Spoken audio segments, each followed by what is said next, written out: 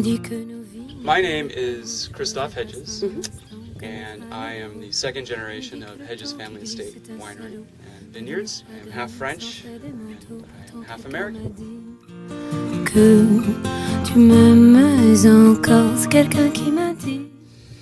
My mother was born in Champagne, France. Grew up in a household, a chateau actually, and there were 3 generations living in this chateau. Each had a responsibility, whether it was the livestock or whatever they were growing in the vegetable garden. And so she grew up in this sort of very provincial, sort of eat the view farming culture. My father, on the other hand, grew up in this part of the world, which was this Department of Engineering, government set sort of township in which they would ship people here to work at the Hanford nuclear site. So his upbringing was very different. He was very into sports and sort of the Americana culture. It wasn't until 1969 that he sort of liberated his mind a bit, and my mother as well, actually, in a small village in France. And so they both left their places of origin, and eventually they met in Guadalajara, Mexico. They fell in love, they got married, and to make this part short, they worked all over the world in agricultural commodities. And it wasn't until the mid-80s that we had a bit of a financial crisis in our household, and so we moved back to my father's homeland here in Washington State, in the eastern part of the state.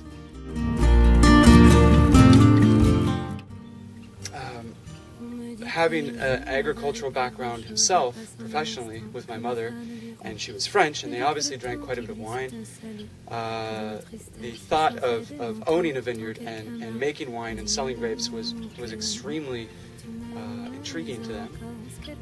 And so in 1988, actually in 1987, they started a company called American Wine Trade, which was a négociant business.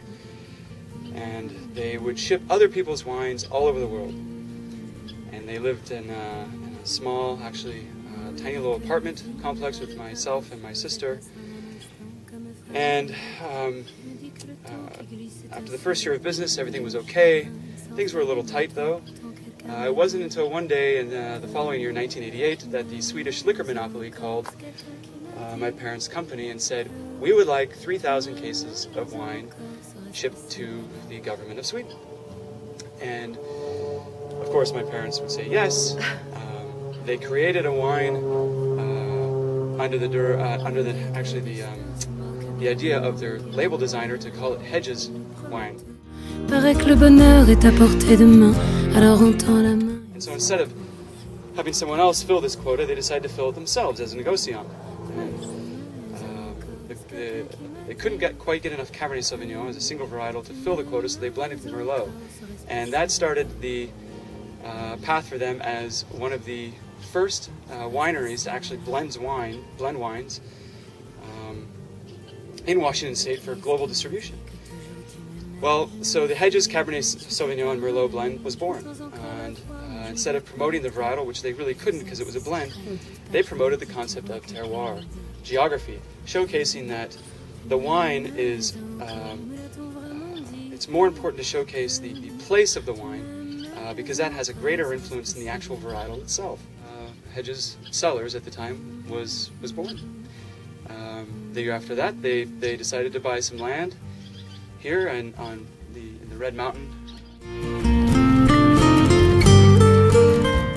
And in 1995, they built a winery.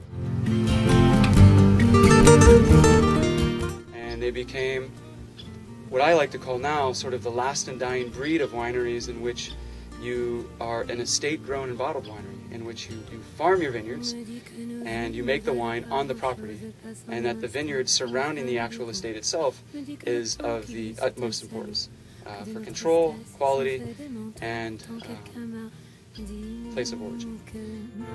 Tu m'aimes encore, c'est quelqu'un qui m'a dit que tu m'aimes encore, serait-ce possible alors?